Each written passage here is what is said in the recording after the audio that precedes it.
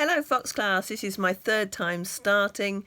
Once you couldn't hear me, the second time I forgot to press record. I hope you had a lovely Easter holidays. We are going back to Arsenic for Tea. We're on chapter 8 of part 2. Mr. Curtis has been taken very ill at Daisy's birthday tea and we are about to find out what has happened. It was the doctor and Uncle Felix, and they weren't running or crying, but they did look very solemn. Uncle Felix pulled the door out of the room too behind them, and they stood close together, facing each other. Daisy elbowed me in the ribs, and I held my breath. "It is serious, Mr. Mountfitchet," said the doctor. "Very serious indeed. I wish I didn't have to be the bearer of bad news, but I would say that now is the time to begin preparing for the worst. I have seen several of these cases before. As soon as this stage is reached, the purgings, the convulsions, there is very little hope left." "Several of these cases?" Uncle Felix repeated. "You have a diagnosis then, Dr. Cooper?" "Dysentery, I should say," Dr. Cooper replied. "A fairly clear-cut case. The loss of fluids, the stomach pains. As I say, I have seen—" "Dysentery? You're sure?" asked Uncle Felix, his voice sharp. "As sure as I can be without a closer examination of the matter evacuated. Anything else would be pure speculation. After all, this is a reputable household." Uncle Felix's shoulders tensed, and next to me, Daisy suddenly went stiff, as though they had both heard the same invisible sound. "What?" I whispered as quietly as I could. "Shh, wait!" hissed Daisy. "Humour me," said Uncle Felix. "Take some samples. I can take them up to the laboratory in London tomorrow." "Tomorrow?" said Dr. Cooper. "I doubt that very much. Fallingford and the surrounding countryside is flooded, and you know that this sort of flood isn't liable to die down for days. And anyway, forgive me for being blunt, but I doubt whether this man has even a few hours left. I simply can't get fluid into him as quickly as he loses it. Any tests will be quite irrelevant.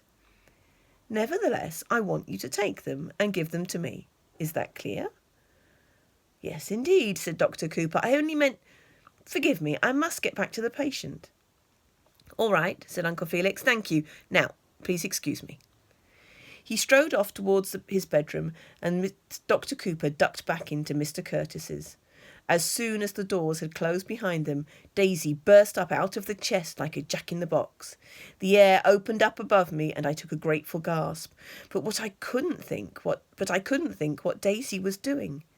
What if someone came out and caught us? "Daisy," I said, crouching half out of the chest. "Oh, there's no time, Hazel. Quick! We have just been given the most important clue. We must get to the library immediately." I decided that this was one of those times where it was important to let Daisy have her head, so I crawled out of the chest and chased after her. She barrelled down the main stairs and across the hall into the library. Thank goodness there was no one there. When she was inside, Daisy leaped across the room and clawed at the leather-bound books like a tiger. She ripped one off a shelf, threw it to the floor. Daisy adores books, but she does ill-treat them in a most upsetting way, and began to rifle through it. "Here," she said, "look at this." I squinted at the open page. It seemed to be from the A section of some sort of medical textbook. "Arsenic poisoning," I read. "Symptoms: numbness, nausea, vomiting and diarrhoea, often bloody, convulsions, often violent, severe dehydration, severe thirst, abdominal pain. Symptoms first present 15 to 30 minutes after ingestion, beginning with warmth and tightness of the mouth and throat. Nausea and stomach pains follow, after which violent purging begins. Vomiting should be encouraged at the earliest possible opportunity, but cases where the patient has ingested more than 4 grains are generally fatal. A mere 2 grains have been known to kill. Death may occur any time between 2 and 48 hours after ingestion and is caused by circulatory collapse. Note: can often be mistaken for the symptoms of dysentery." I went cold all over. It couldn't be.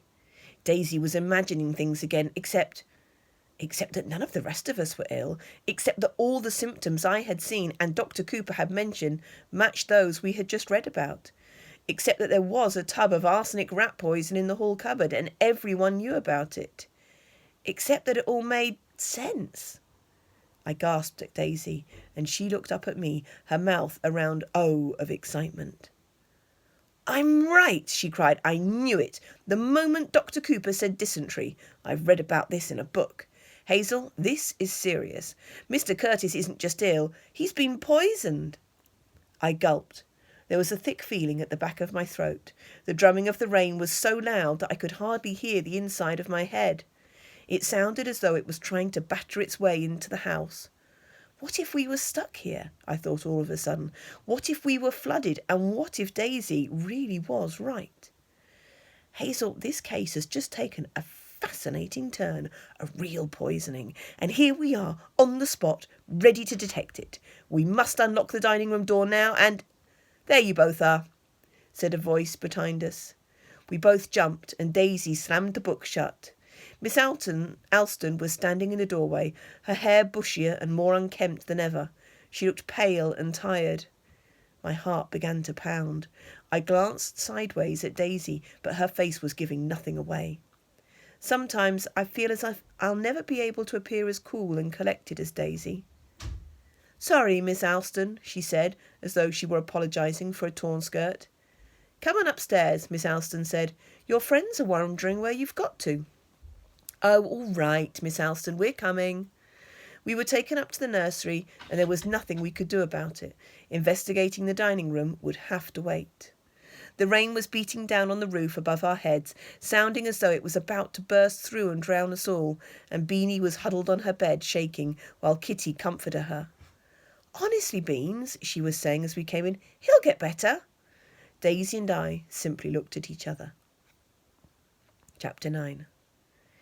Hetty, looking just as tired as Miss Alston, her red hair escaping from her cap in a frizz, brought supper up to us on a tray. It was boiled eggs and soldiers. "Oh, really?" said Daisy in disgust. "We aren't ill. Why are we being sent an invalid's supper?" "Daisy," said Miss Alston warningly, and Daisy was quiet, but privately I agreed with her. Even though people in stories always lose their appetite when something dreadful happens, in real life it is not like that at all. The worse things get, the hungrier I am. I can't help it. By that time it was nearly 8 at night. My stomach was rumbling dreadfully. I could have eaten another enormous tea. "But he will get better," Beanie kept saying, like one of those dolls with a voice inside. We all pretended we hadn't heard.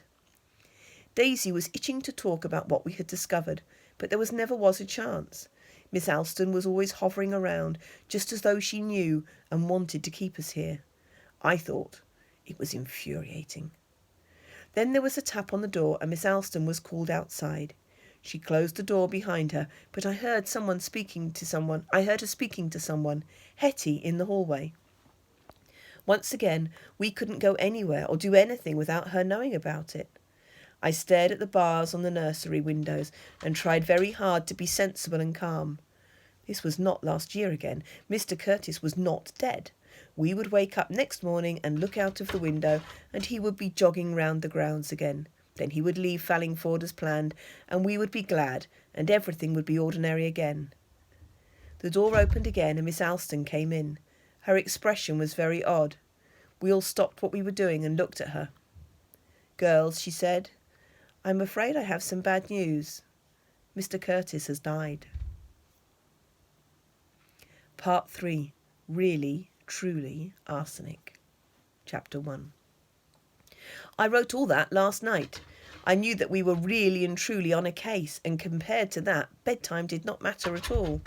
After we heard what had happened to Mr. Curtis, Beanie had proper hysterics, and we all had to crowd round and comfort her and tell her that it was all right. She would be all right.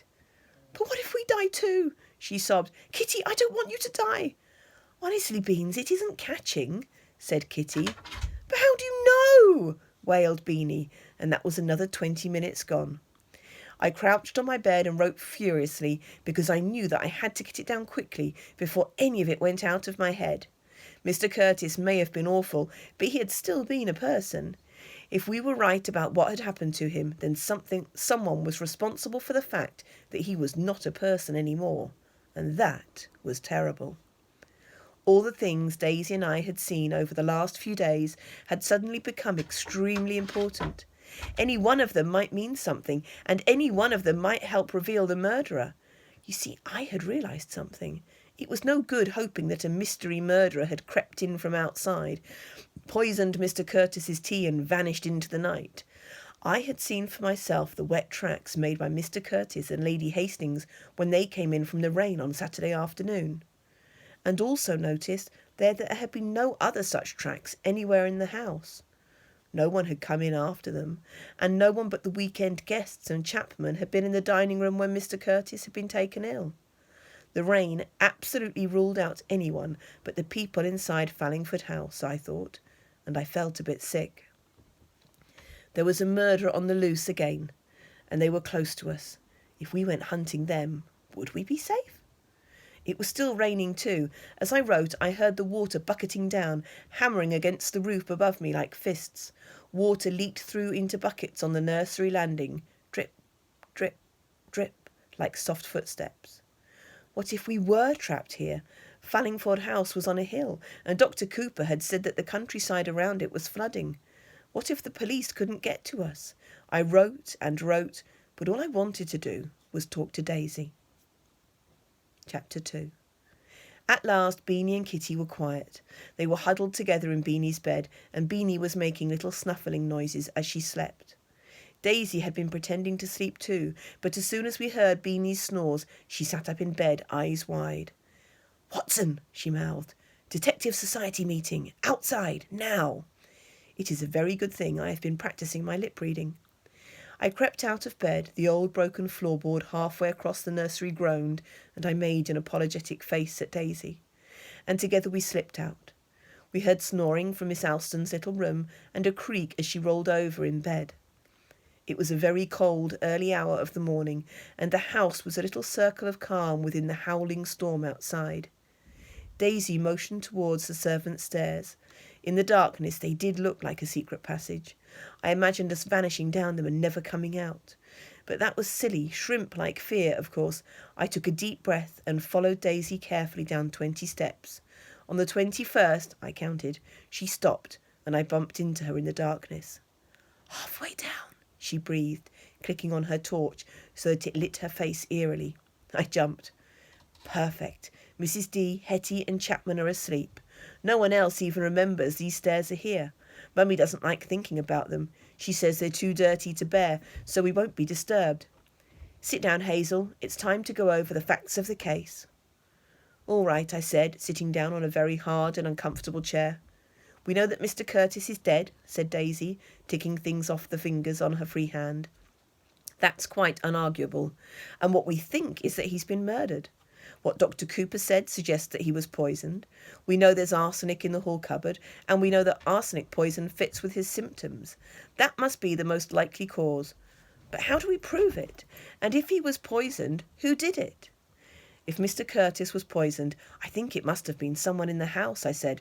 It's awful, but nothing else fits. If he had been poisoned at breakfast or at lunch, he would have begun to feel ill hours before he did. So he must have been poisoned at tea. It was raining by then, and we didn't see any wet tracks, did we? The way we would if someone from outside had crept in through the French windows and poisoned the tea things before we went into the dining room.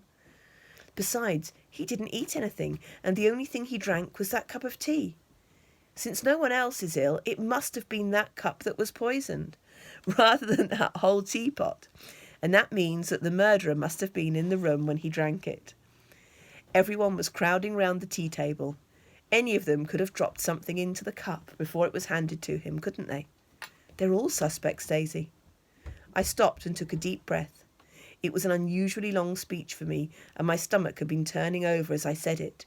I was telling Daisy that any of her family might be a murderer, and I was terribly afraid that she was going to shout at me or tell me that I was wrong. Even after more than a year of being friends, I never quite know how Daisy will take things. Golly, she said after a pause. Yes, remember Mr. Curtis saying that the tea tasted foul? Exactly, I said, breathing a very quiet sigh of relief. It's awful, but it must be true. So what do we do now?